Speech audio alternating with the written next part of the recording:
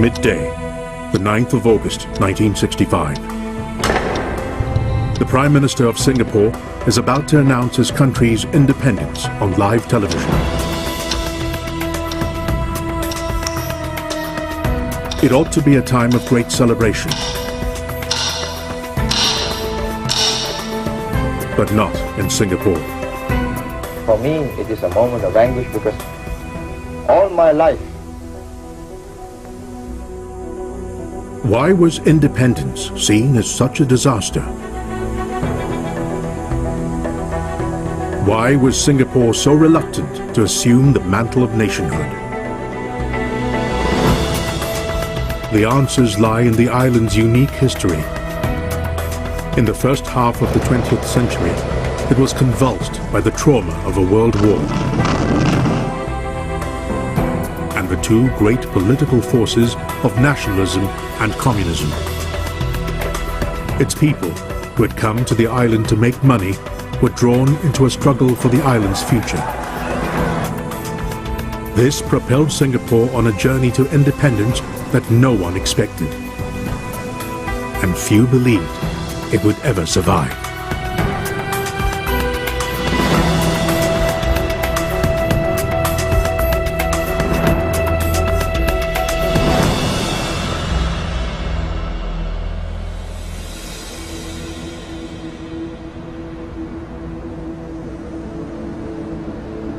The idea that Singapore could become an independent nation-state was inconceivable 100 years ago. By 1900, Singapore's port had made it one of the most cherished outposts of the British Empire.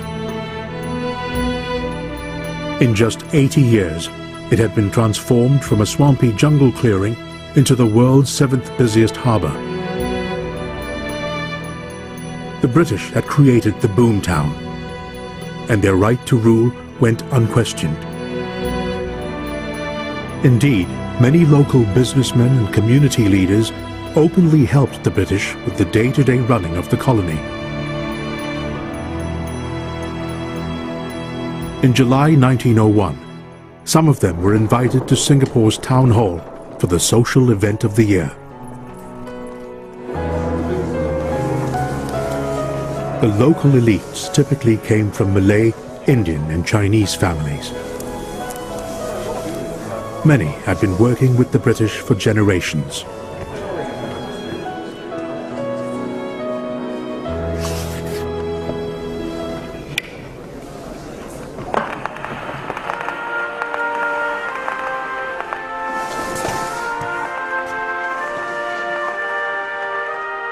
These people were very happy to be of service to the British because they didn't expect to take over or to be leaders. They were not nationalists in that period. So the relationship was a very comfortable one.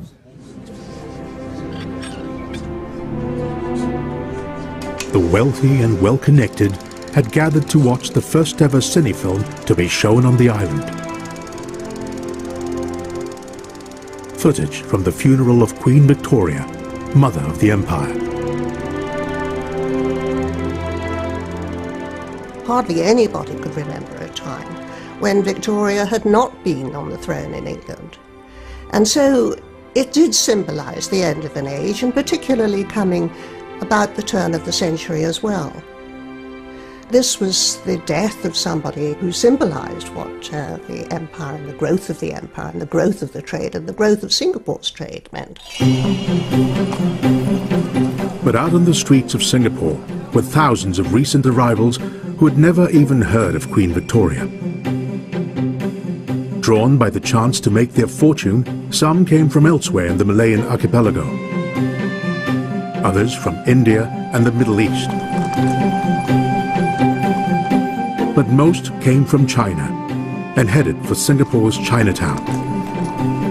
It was here that the island's unlikely journey to independence would begin.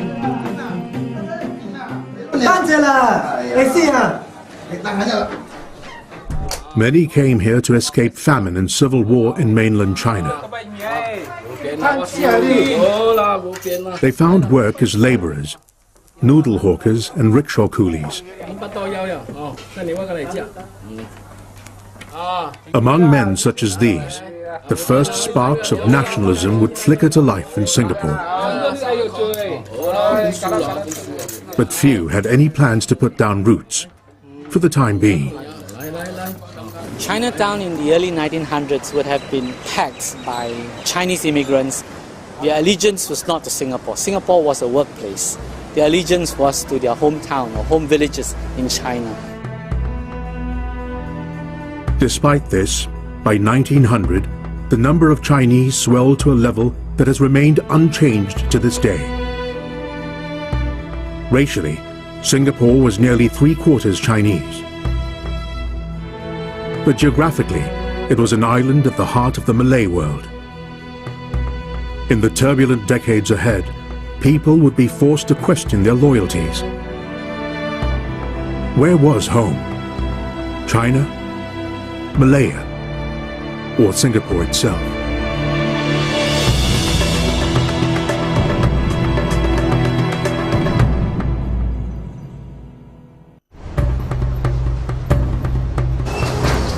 Singapore's fortunes as a port city have always depended on it being open to goods and people from across the world. But with this trade came an invisible cargo: ideas. Political ideologies imported from elsewhere can circulate in the open culture of a port city. And at the beginning of the 20th century, the big idea shaping the world, and with it Singapore, was nationalism. The seeds of Singapore's own independence originated in a struggle unfolding far to the north. In 1911, a nationalist revolt swept aside China's imperial past. It became a modern republic under revolutionary leader Sun Yat-sen.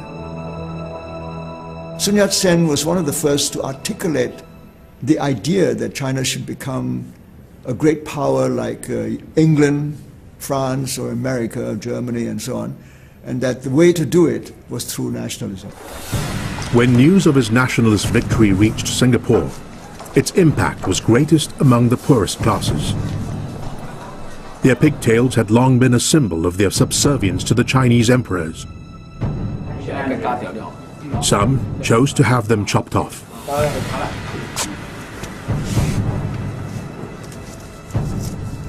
Wearing pigtails on the streets of Chinatown was no longer safe. Intoxicated by their new freedom, gangs of young men imposed their nationalist fervor on others.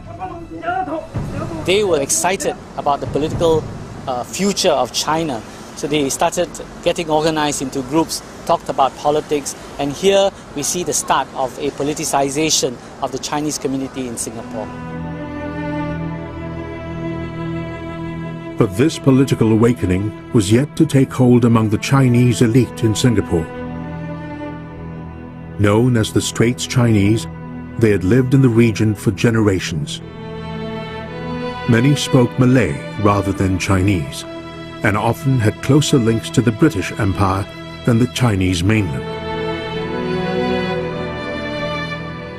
The Lee family of Kampung Java Road was typical. They were deeply Anglophile and named their son Harry. He would later lead Singapore to independence and become known to the world as Lee Kuan Yew. But as a youngster, his outlook was very Straits Chinese. I was sent to a Chinese school, and I suffered for a few months. I thought, didn't understand the teachers and didn't feel comfortable. And persuaded my mother to transfer me to an English school, English language school, which she did. I had to learn British Empire history, I learned British Empire geography. It was quite a remarkable imperial system. But by the 1930s, British military power in the region was outdated and dangerously overstretched. It was a vulnerability that official propaganda was at pains to mask. With simple ceremony, the biggest graving dock in the world was named after King George VI, among those present being the British Navy. It was imagined as a great bastion. The naval base itself was very impressive. The trouble is that there weren't any ships in it. The army was only intended to hold the fort until such time as the British Navy came to the rescue. But the British in Singapore had no idea their days on the island were numbered. Even in 1937, when Japan invaded China, it made little impact on the colonial masters. But when news of the suffering reached Singapore's Chinatown, it reignited feelings of nationalism. Only now, it had a potent new enemy on which to focus. There was a very angry reaction amongst the Chinese population in Singapore. They organized themselves to raise funds to support the fight against Japan. They sang songs of protest. But more importantly, they tried to hit Japan where it hurts by boycotting the cheap Japanese goods that were coming into Singapore at that time. Those involved in anti-Japanese activities felt safely protected behind Britain's legendary defences. They were confident that Japan would never dare strike back. But in December 1941, the Japanese attacked Pearl Harbor. Just hours later, they set their sights on Singapore.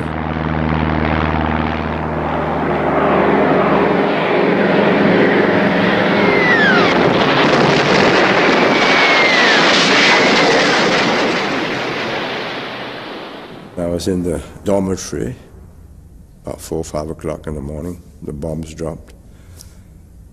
And the war had begun.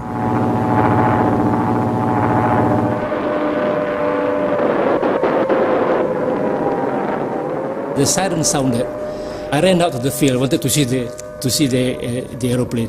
Very excited about it. It was the first time. I could hear the sound of the engine.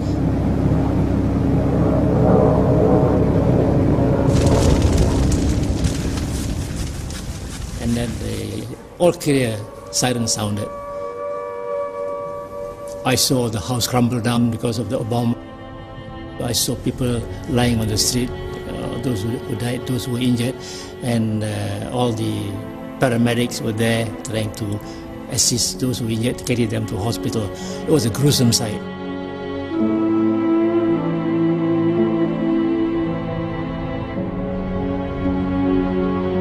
People were crying around, people were scared, and people were running here and there, helter-skelter. They don't know, they were just panicked.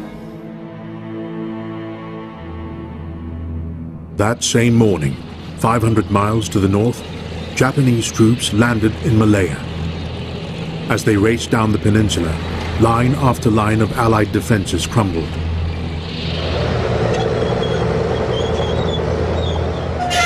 With the Japanese closing in on Singapore, a decision was made by the island's governor of great symbolic importance.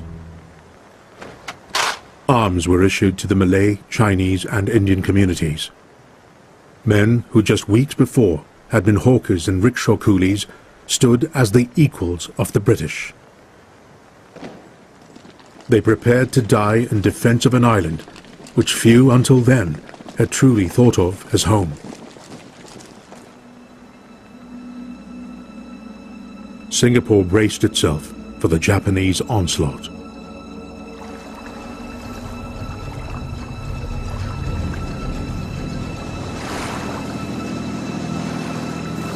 In February 1942, they crossed the narrow straits from Malaya.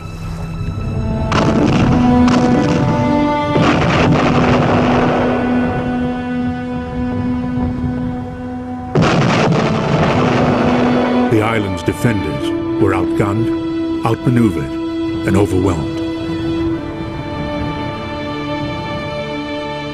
More than a century after Raffles first raised the Union Jack over the island, the British surrender was undignified and unconditional.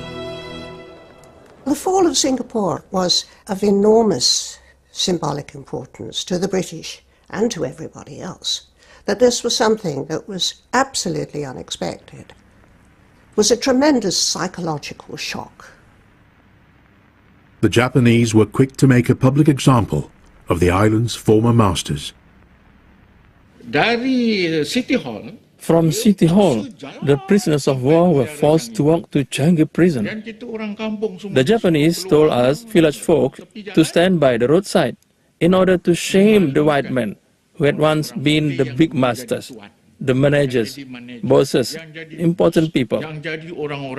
Now they had become the small people, slowly. The white men had fallen, the Japanese had risen.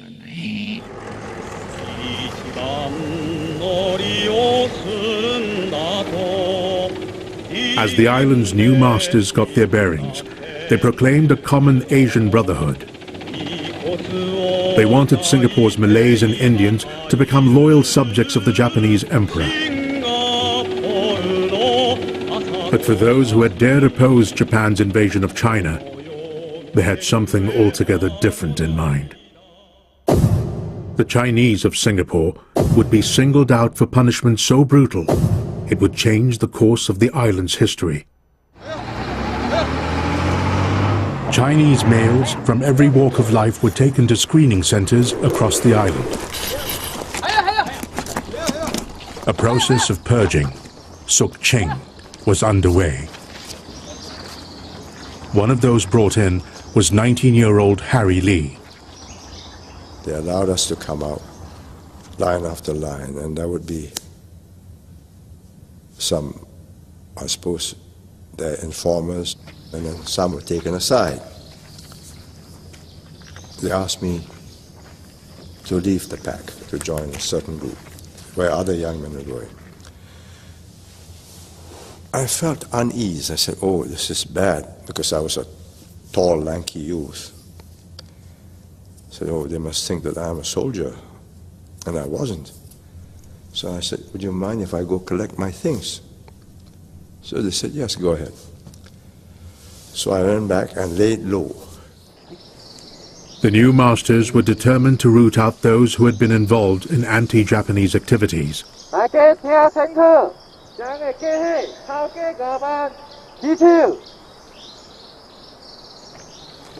Those identified were taken to isolated spots around the island.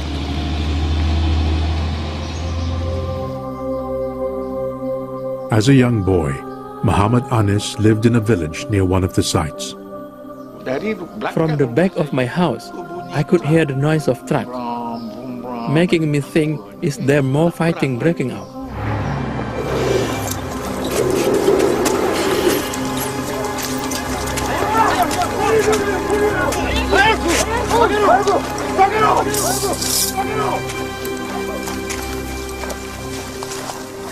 Then, after the commotion of the trucks, there was suddenly silence.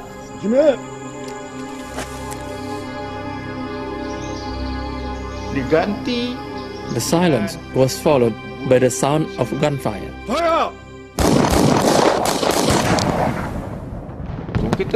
I heard screaming and loud orders in Japanese for the shooters to hurry up. It was all noisy for a short space of time.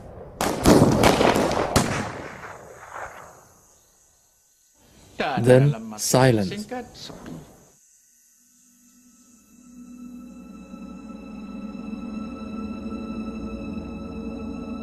Estimation later, as we dug up the skulls and the bones, somewhere between 50,000 to 100,000 young men, Chinese.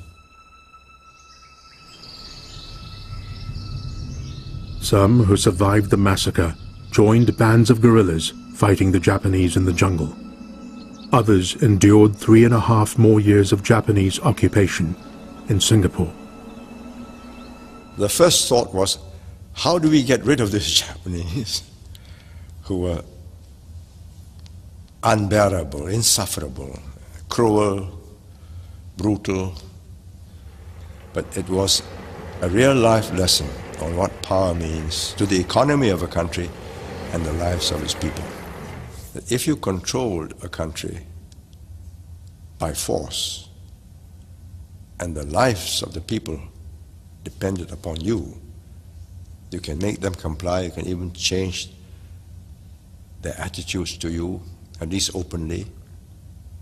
make them comply.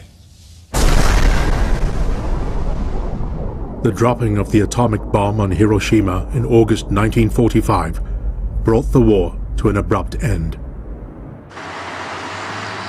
Within a month, the British had returned to Singapore. At City Hall, they took the formal Japanese surrender. Well, I was here that afternoon, 12 August 1945, with hundreds of people. When they saw the generals marching past with their guards, looking downcast, they shouted at them, "Bagero, Bagero." Bagero means bloody fool in the Japanese language. Everybody joined in. Huge crowd, they said, "Bagero, Bagero, Bagero," many, many times, until they went into the room. But of the Japanese who had committed war crimes, very few were executed. Most were simply deported by the British. This incensed the Chinese community.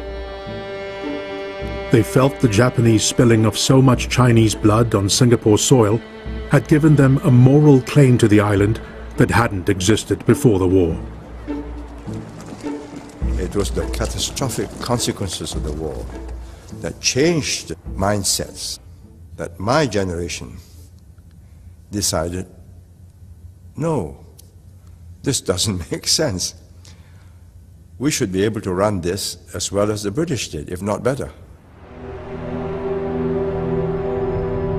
Exhausted and impoverished by the war, Britain had lost its appetite for empire. Behind the sober facade of the Colonial Office, a radical plan for the region was being drawn up. For over a century, the British administration of Singapore had been closely entwined with that of neighbouring Malaya. But now, their futures would diverge.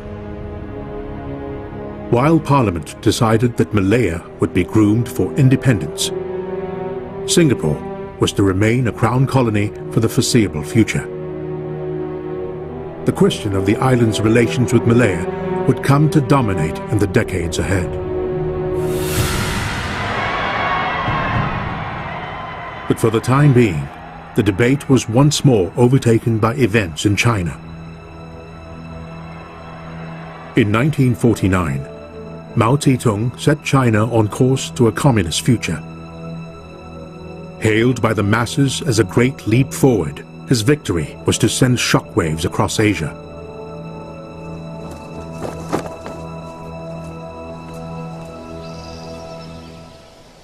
By the early 1950s, communism had come one step closer to Singapore. In the jungles of Malaya, Chinese guerrillas, who had fought the Japanese during the war, had set their sights on the British. A costly, low-level war ensued. It was not long before communist agitation spilled over into Singapore itself. Flames consume the great Eco rubber factory in Singapore, marked for sabotage in recently captured plans of the Malayan Communist Party. An ideological clash between communism and capitalism was set to engulf Singapore in the decade ahead.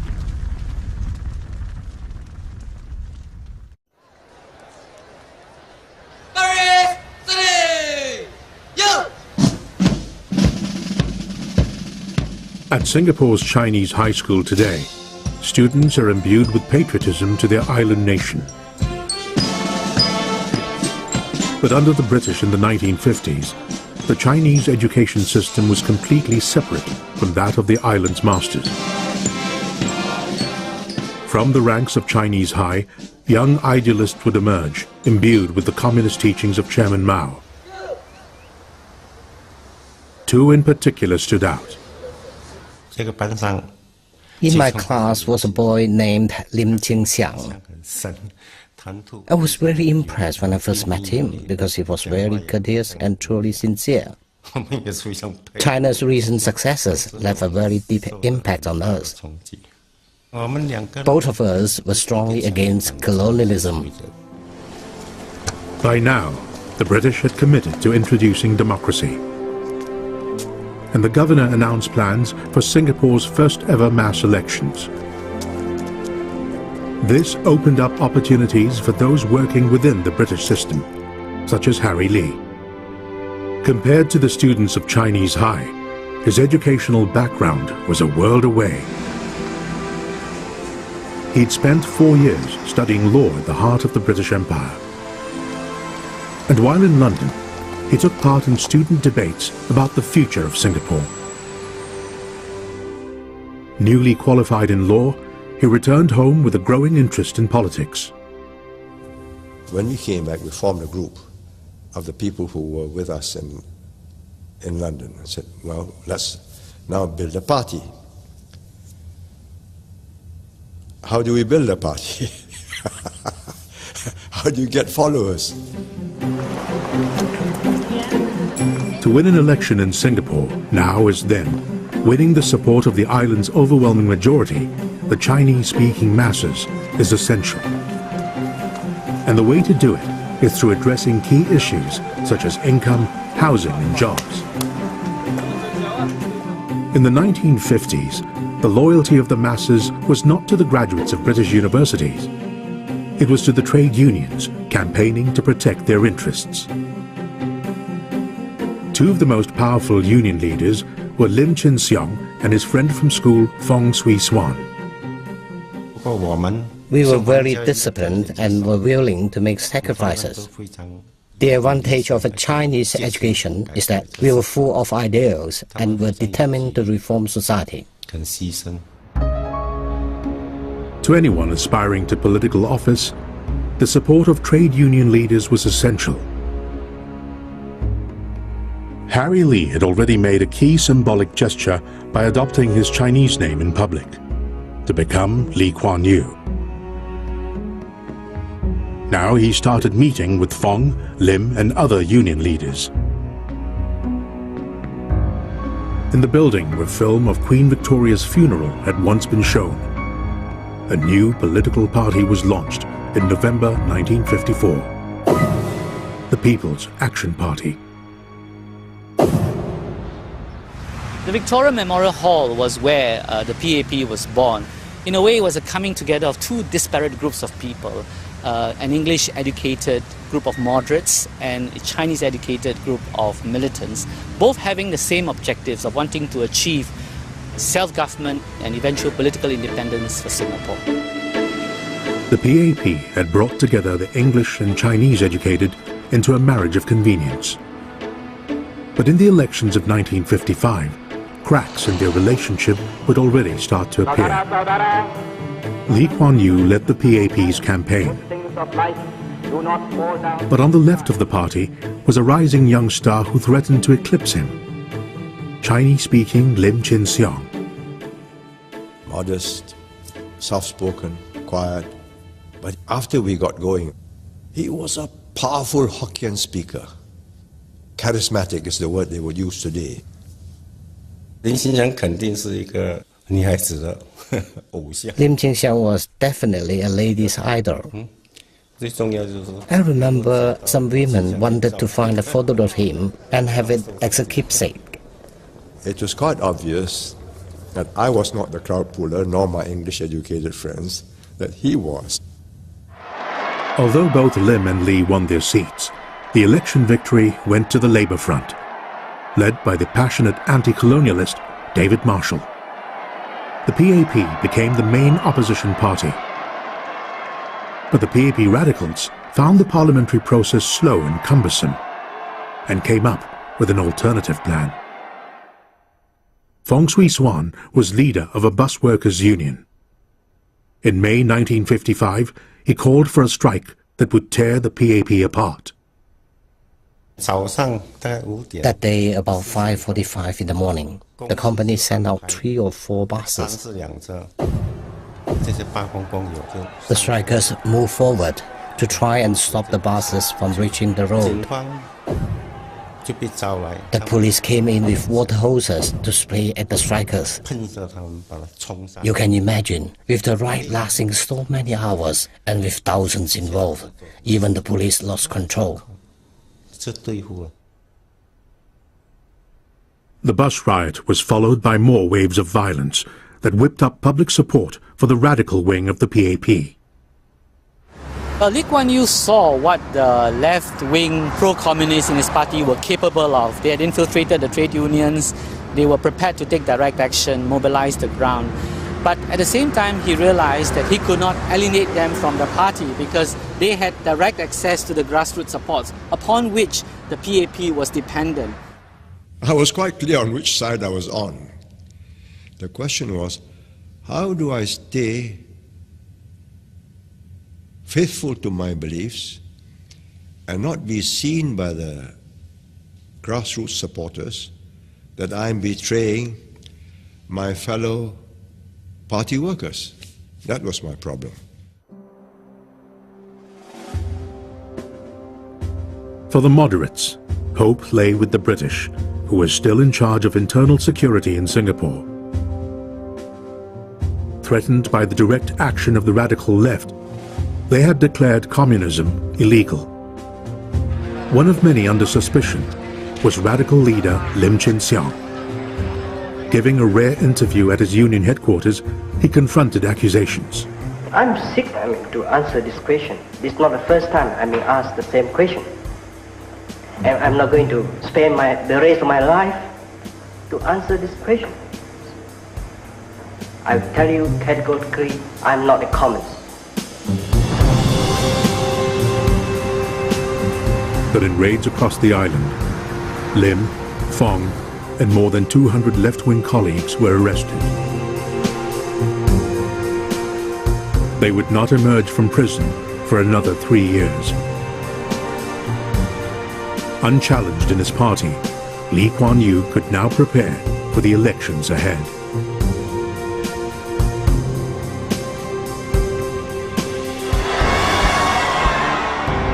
In June 1959, the PAP swept to power on a tide of mass support.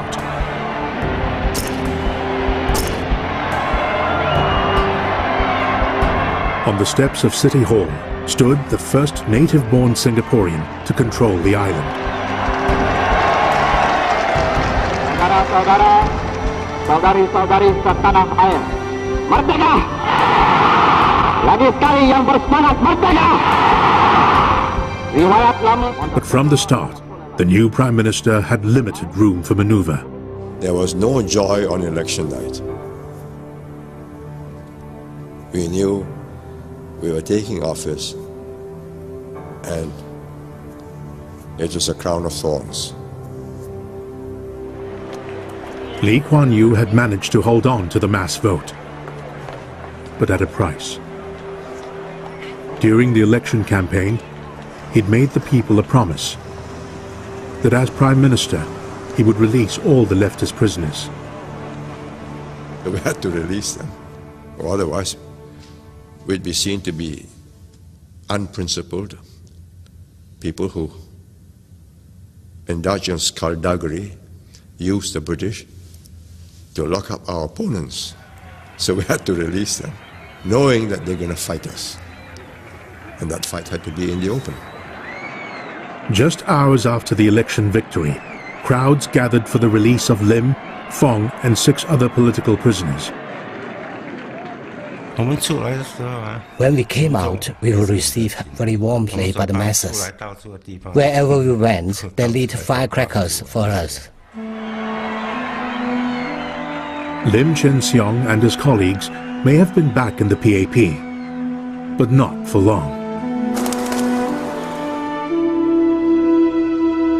The party would soon split again, this time irreversibly, over the question of Singapore's future.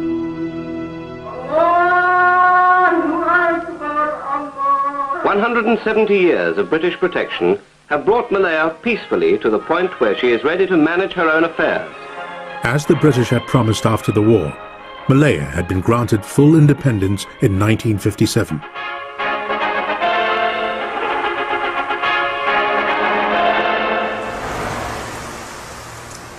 But Singapore remained a colony.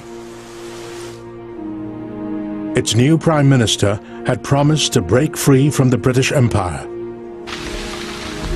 He believed it could only become independent if it was in a political union with its huge neighbor to the north. But there was a problem. Malaya's leader, Tunku Abdul Rahman, didn't want to upset the existing demographics. Merdeka!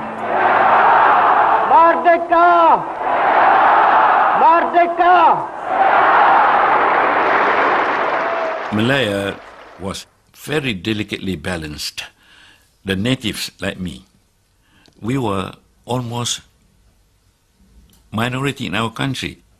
If you add another 2 million Chinese from Singapore, you will tip the balance completely against the Malays. The Tunku wasn't interested in the idea of a political union. But across the straits, Lee Kuan Yew continued making the case for a merger between Singapore and Malaya. He went on a charm offensive to win support for the plan. People living in the many rural parts of Singapore are having a chance to talk direct to the Prime Minister. Prime Minister Lee Kuan Yew has covered a large part of the island, talking, questioning and listening. Merger, stability, security, economic development. If we've got that, then we've got prosperity, the people's welfare.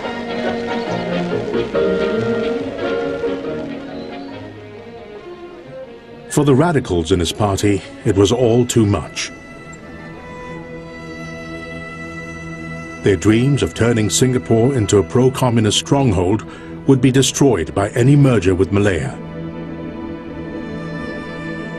They came up with a drastic solution. In July 1961, Lim Chin Siong led a mass defection from the PAP.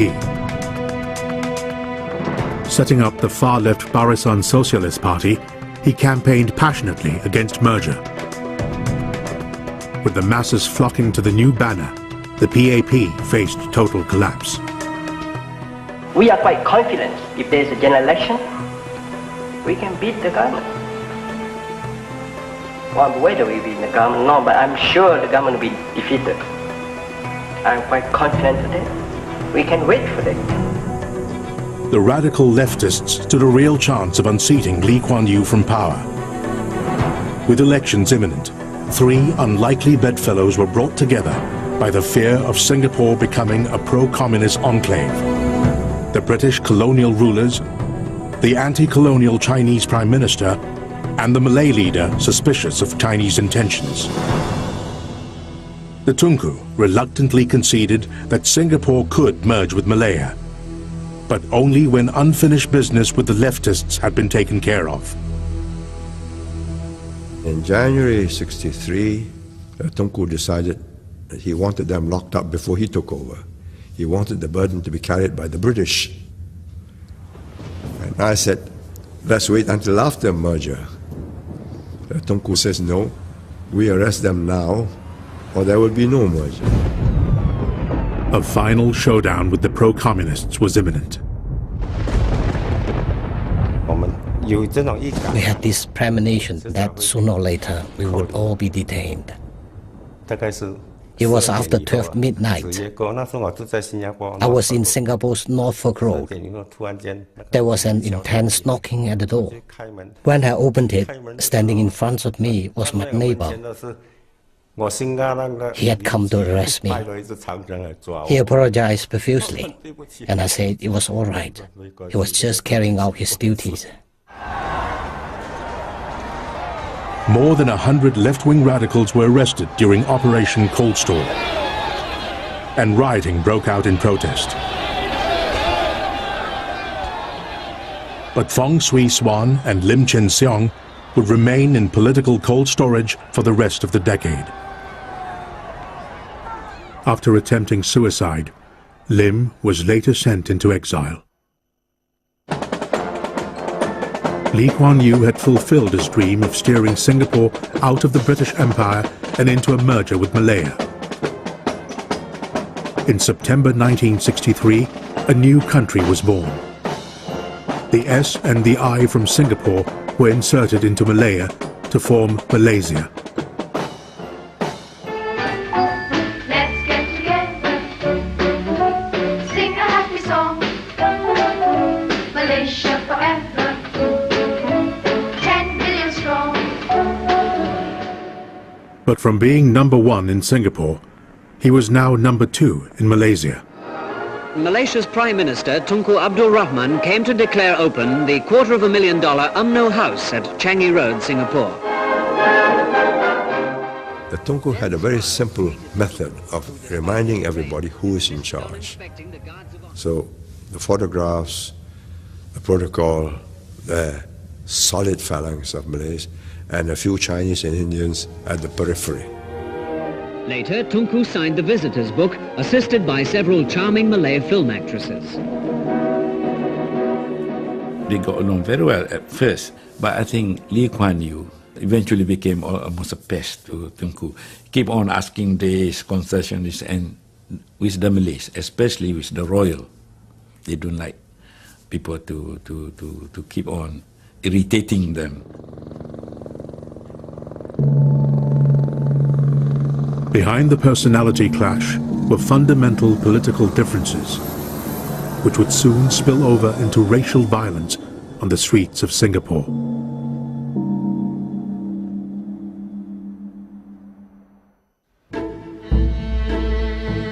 For the Tunku, merger with Singapore had created a dilemma. The island's industrious Chinese brought much-needed wealth to his country, but they also threatened to overwhelm Malay political power. So he ensured the rights of his fellow Malays were protected in Malaysia's constitution.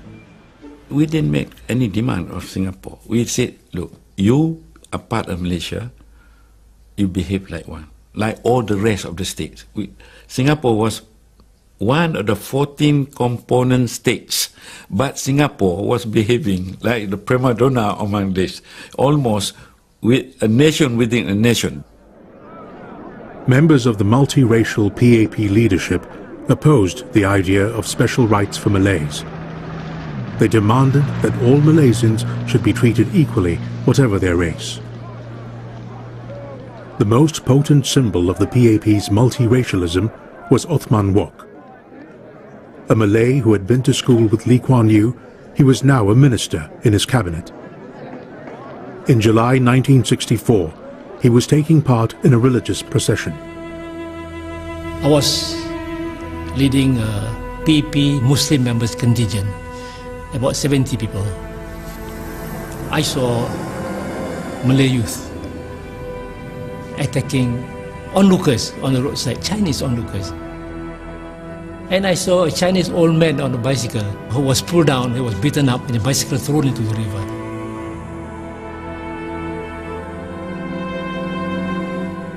Rather than fostering unity, political union had brought about the worst race riots in Singapore's history.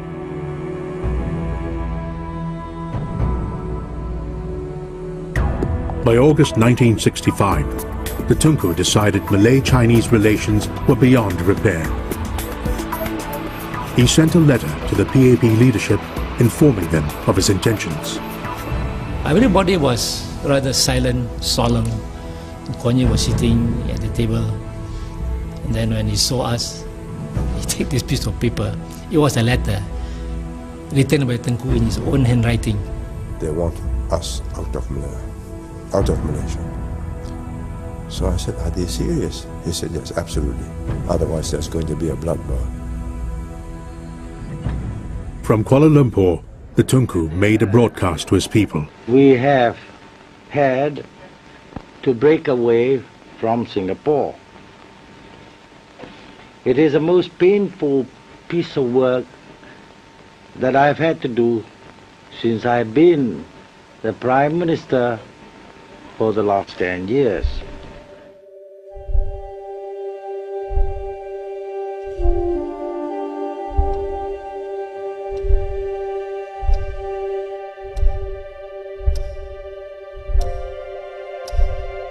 Singapore's path through the 20th century had been traumatic.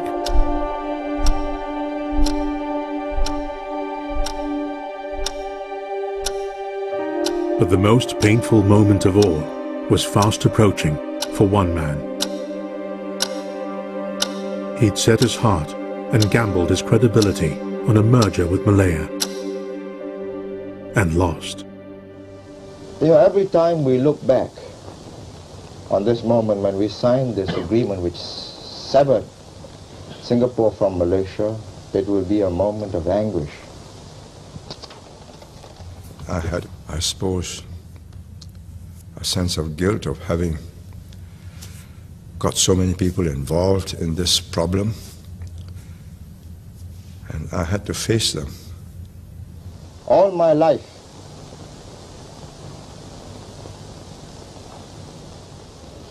the feelings welled up.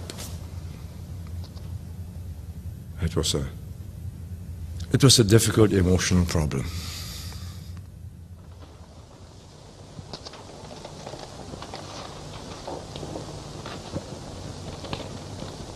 Would you mind if we stop for a while?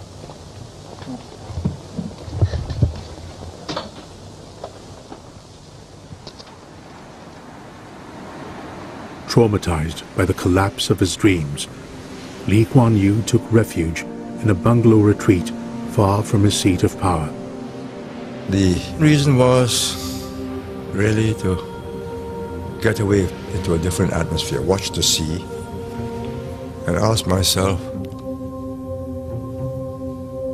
what do we do now? Singapore's journey to independence was over. But how would it fare in the turbulent decades ahead?